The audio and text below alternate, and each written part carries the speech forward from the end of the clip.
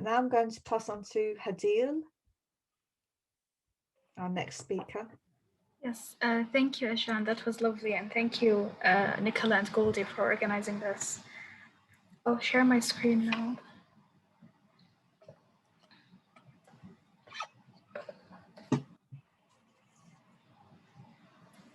Can you see my screen? Yes. Yeah, okay. Yeah, so today I'll be talking about the different forms that the censoring of Palestine takes, especially in light of what happened in May in Sheikh Jarrah and in Gaza. So I'll be giving a short overview of different forms of censorship in mainstream media, on social media, in real life through things like the IHRA definition. And I'll conclude with talking about the forms of censorship that are less obvious, and therefore I think they're more dangerous because they're harder to pinpoint. So I'll start by giving an overview of censorship in mainstream media and how it stands in the way of honest reporting on what's happening in Palestine. So there are many obvious examples of censorship, and I think one of the most obvious ones was recently when Israel bombed the building in Gaza that housed the Associated Press and the Al Jazeera journalists. And the top of that building was where usually Israel's bombing of Gaza would be recorded from. So this was obviously a very obvious attempt by Israel to make sure that there's as little coverage as possible of the massacres they were committing in Gaza.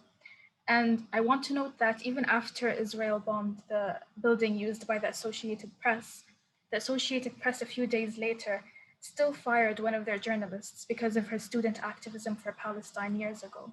So obviously censorship isn't just externally inflicted on these mainstream sources of media, they internally have one narrative that they also want to promulgate. And another less obvious form of censorship done by mainstream media is how they hyper-focus on Hamas, that even whenever a Palestinian is discussing the violence they are experiencing at the hands of settlers and at the hands of the occupation forces, they're still almost always met with the same question, what about Hamas? And this whataboutism became so obvious in the media reporting in May. And it was almost laughable how they would always use the Hamas argument to deflect from the very real violence that the Palestinian in front of them would be talking about. And they would use it to put the Palestinian talking on the defense and to supposedly try to weaken their argument in front of the audience.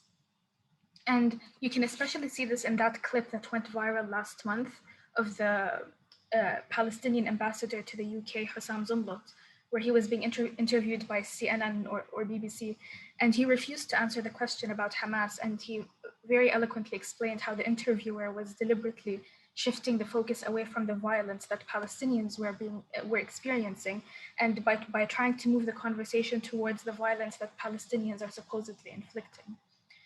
And another instance was when ABC News were interviewing a Palestinian rapper, Tamer Nafar, who lives in 1948 Palestine in Lod, and he was describing the violence that the Palestinians were experiencing at the hands of Israeli settlers and how the settlers were marking the houses of Palestinians and breaking in and lynching Palestinians.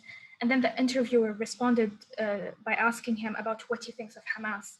And at this point, I think Palestinians are generally fed up with this question and this whataboutism. So I think he gave her the best answer that anyone can give to this question. And he replied by saying, "What an annoying question." So this might not seem like censorship because they're supposedly actually giving platforms to Palestinians on mainstream news.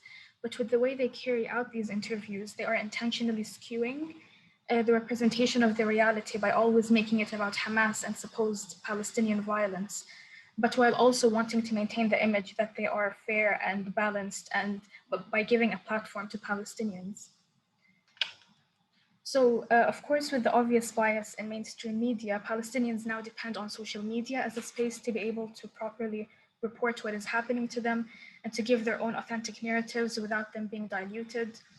Even the Palestinian journalist Muna al-Kurd, who's one of the residents of Sheikh Jarrah, kept asking people to post on social media because it is our most powerful weapon at this point.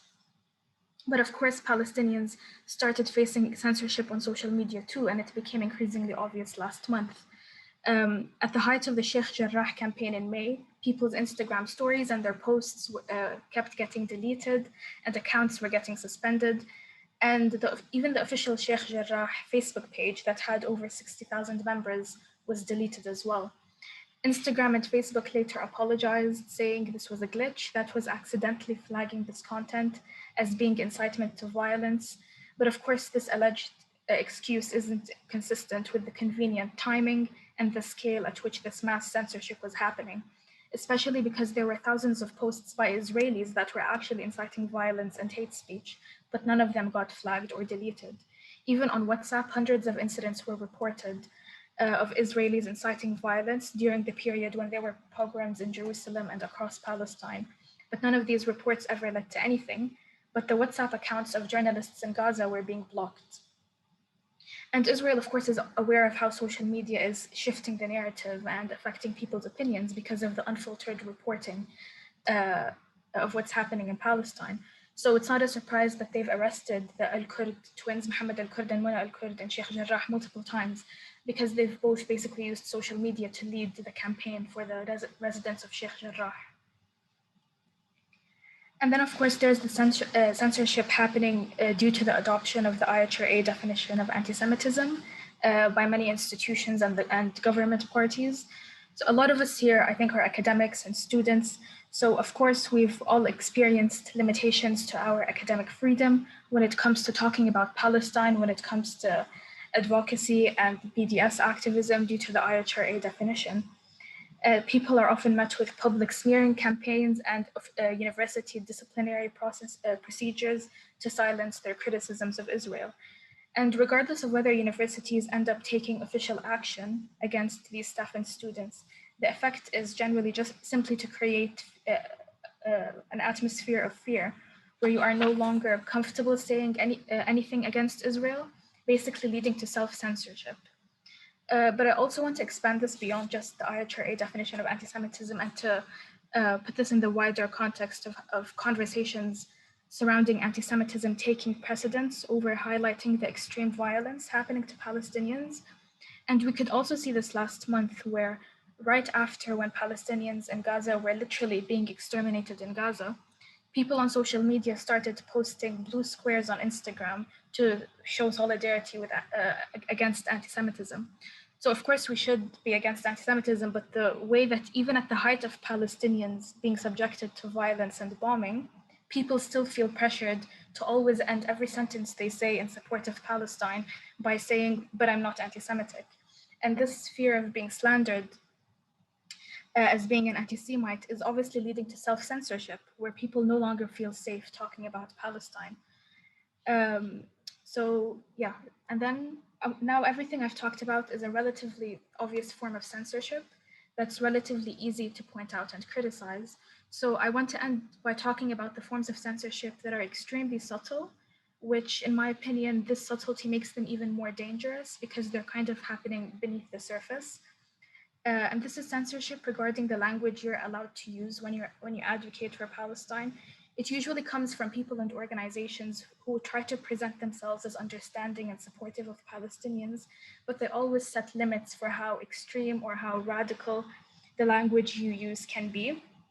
So this is a battle on the level of language and rhetoric, where they want Palestinians to self-censor and dilute their demands so that they can then have the privilege of being listened to and given a space and to be given platforms to speak. So examples of this is how they allow you to support Palestine, but you can only use the label of apartheid, not ethnic cleansing or settler colonialism. You can support Palestine, but don't use the slogan from the river to the sea. You can support Palestine, but don't this, don't that. So they effectively want us to make our demands and our cause palatable for a liberal Zionist coexistence, both sides type of audience. And for me, this is the most harmful form of censorship because even the spaces that are supposed to be fighting for Palestine have self-censored and diluted their rhetoric to make it palatable and acceptable in the eyes of an audience that actually doesn't want real change. And this is also where we get, in my opinion, we have a huge disconnect between the rhetoric used in the Arab world and the West.